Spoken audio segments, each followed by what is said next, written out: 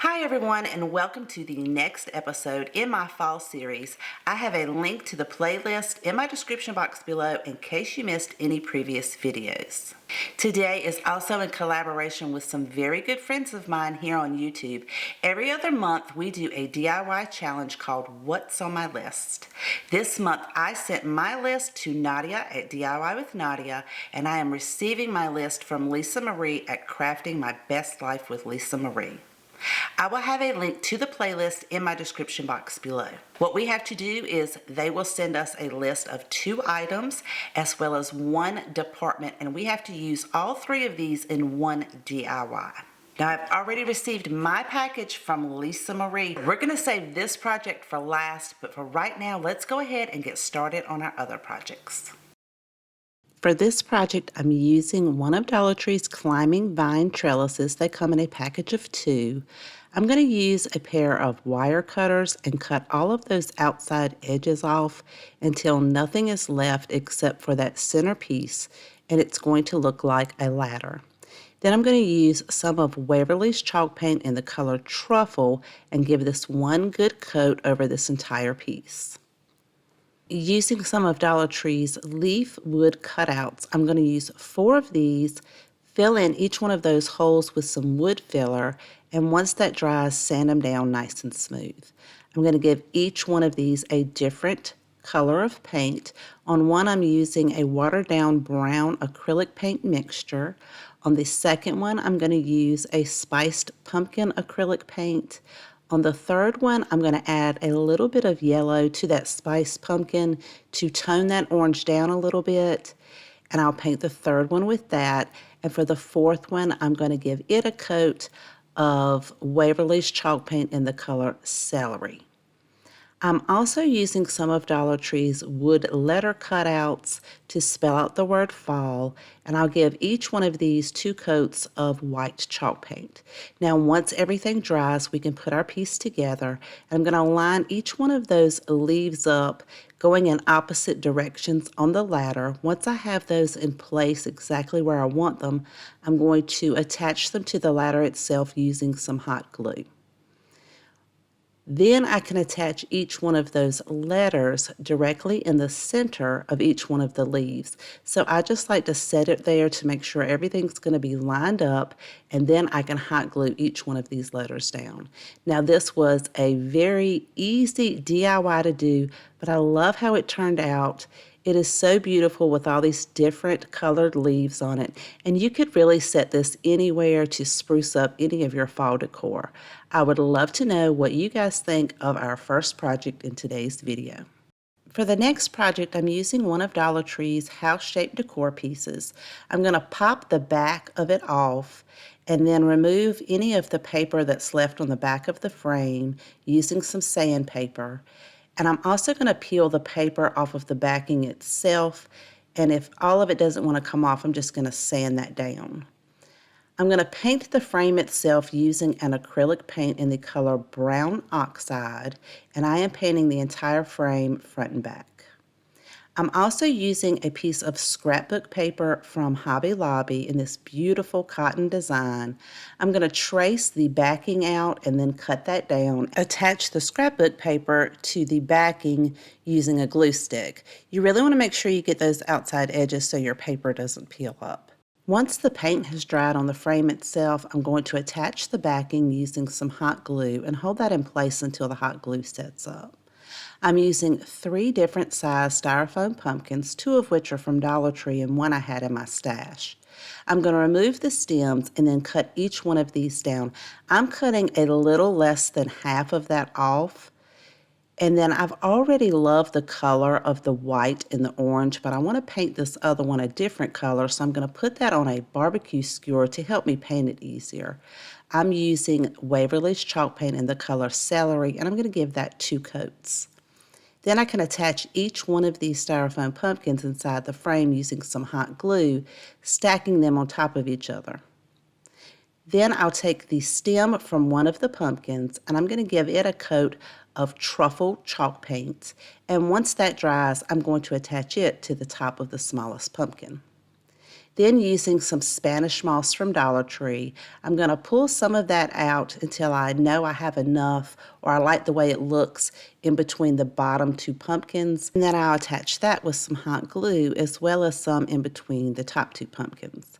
Then for each side of the bottom pumpkin, I'm just going to roll a little bit up in my hand and then hot glue that down on each side. I'm also using some small pine cones that I already had in my stash, and I'm just going to place them in there to see exactly how I want them to look. And once I have them placed where I want them, I'm just going to pull each one of those up and hot glue them down. Now, Dollar Tree has some beautiful sunflower stickers like you see here. But I'm going to be using some sunflower stickers that I found at Hobby Lobby when they had their sale. And I'm also using some extra floral stems that I already had. I'm going to hot glue these sunflowers to the back of the floral stems and then cut them down to size and hot glue these into each side of my stacked pumpkin. So I put 2 on one side and then 1 on the other side, but you can put as many as you like. I love how this project turned out. I love all of these beautiful colors and the 3D effect, but I would also love to know what you guys think. If you are enjoying today's video and you haven't done so already, I would love for you to click that subscribe button right below this video and select all under the notification bell so you'll be reminded the next time I upload a brand new video. Now let's get started on project number 3. Using the second trellis that came in the package of 2 from Dollar Tree, I'm going to cut each of those sides down just like we did in project number 1, and I'm going to cut a little bit off of the end that has the longest pieces on it. Using some of Dollar Tree's maple garland as well as some of their maple leaf bundles, I'm going to start off with the garland and use some floral wire. So I'm going to hold some of those leaves up in the front and attach that with a piece of floral wire really tightly because you want a good beginning to make sure it's nice and secure and nothing falls out of place. Then I'm going to wrap that around several times until that third leaf is right in the front, and I'll secure that down with some of the same floral wire and cut the excess end piece of that garland. Then I'm just going to continue to wrap it around this little mini ladder, making sure that each one of the leaves lands in the front part of the ladder. And occasionally I'm going to add a piece of floral wire to make sure everything stays in place. Once I get those 2 end pieces done, I can just wrap it around the ladder itself. And when I get to the end of the garland, I'm going to secure that again with a piece of floral wire. Then I can take my second garland and start where I left off for the first one. So as I'm going around, I am going to twist and make sure those leaves are all in the front. And some of them I do just go in between those little ladder pieces to make sure that the leaves are in the front.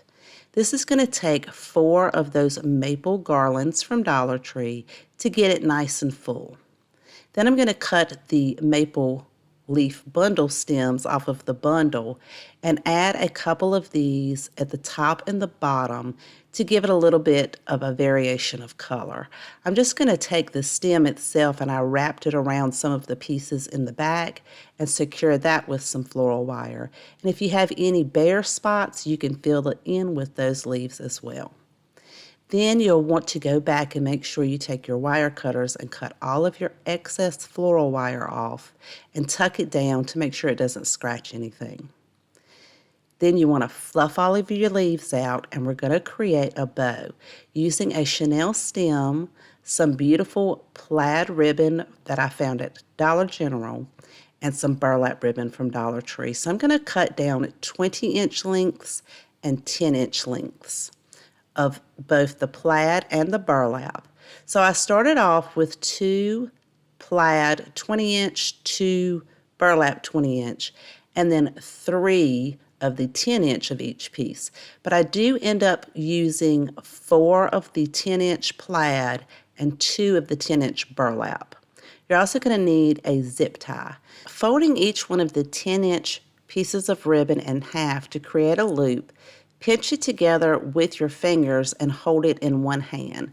So this is that fourth piece I was showing you because I wanted those four to be right in the center and then have the burlap on the outside. So I don't end up using that third piece of burlap. So you're going to need 4 of the plaid 10-inch and 2 of the burlap 10-inch. For the 20-inch, I'm just going to fold that down to create a similar size loop, but leave the tails on there. And I'm going to add those to the outside of our bow. Once you have everything looped together, right where you're holding all of them pinched, you're going to take that zip tie and tie it around where you're holding it, pull it really tightly, and then cut your excess zip tie off. Then you can fluff out your bow and go in and dovetail each one of the ends of your tails just by folding it in half and cutting it at an angle. Then we're going to take that chenille stem and wrap it around and through the pieces in the bottom of the bow. This is how we're going to attach it to our swag, but we're not going to attach it just yet because I'm going to be using some pine cones that I found in my yard. I'm going to take a piece of jute cord and hot glue it to the bottom of one of the pine cones, and once that glue sets up, I'm going to hold them together to see how far I want them to dangle down the swag, and then I can cut the other end of the jute rope and hot glue that end directly to the bottom of the other pine cone. So it's going to look something like this. Then we can flip our bow over, take our extra jute cord and wrap that around where those two pieces meet, and then feed your chenille stem in between your jute cord to make sure everything's nice and tight and snug. And then you'll twist it up really tight, and you're going to use that excess chenille stem to attach it to your swag. So I'm going to attach mine a little bit more towards the top in the center, and then I can twist that to the actual ladder itself. Make sure you go back and fluff out each one of your loops on your bow and adjust the tails so that they flow nicely in the front. Now you have a gorgeous swag that will go beautifully with any of your fall decor. Okay, so now it is time to open up my box from Lisa Marie and see what's on my list. Hi Barbara, I hope you enjoy your gift. Hopefully the list isn't too challenging. I know you can handle anything. You're so talented, friend. Hugs, Lisa. Thank you, Lisa. You are so sweet.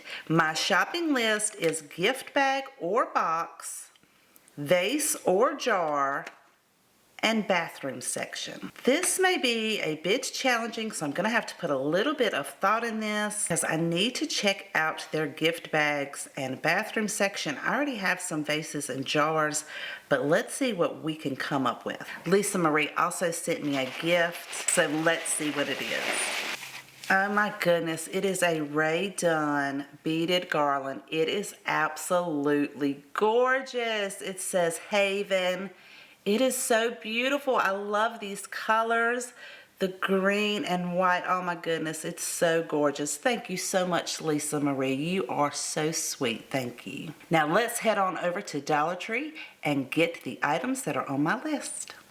My Dollar Tree did not have a huge selection of gift bags, but I think I can make this brown paper one work. And as far as the bathroom section, I think I have an idea where we can really utilize these shower curtain rings.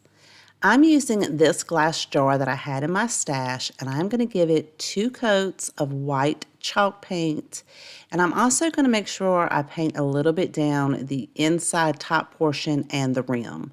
Now, I love using this chalk paint because it gives it a little bit of a texture. Then I'm going to take one of those shower curtain rings and my wire cutters and cut the portion where the 2 ends meet. So I'm cutting that little snap piece in the middle off, and I was so scared I was going to break this, like make it crack. But these wire cutters really did the trick, and it didn't split it. So I'm left with sort of like a C shape.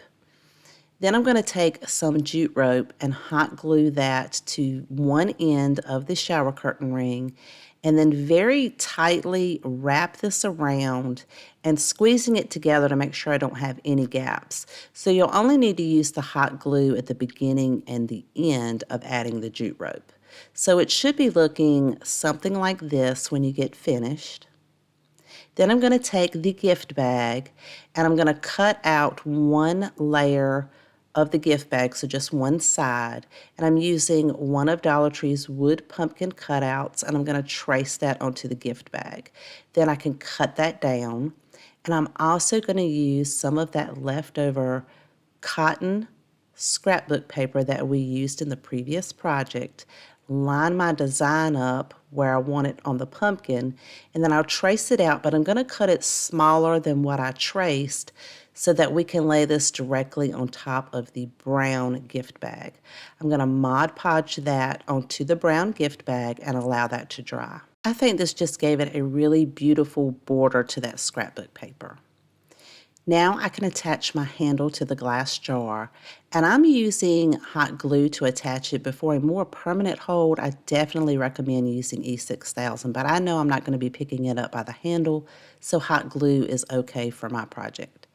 Then I'm going to attach the pumpkin using Mod Podge and put that more towards the bottom of the jar.